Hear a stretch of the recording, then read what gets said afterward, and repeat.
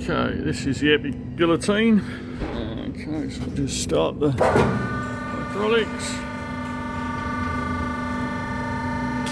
Okay, so you get an idea of what the machine sounds like. The hydraulics are pretty quiet. I'll turn that off.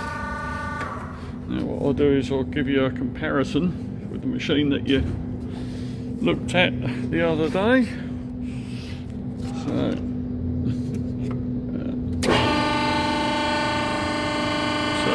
definitely quieter.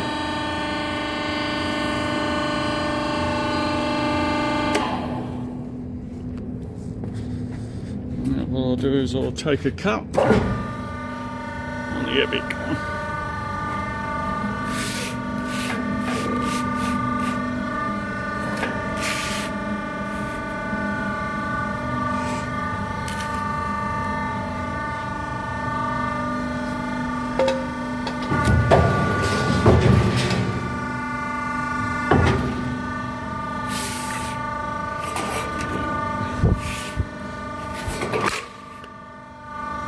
Yep, that's actually very good.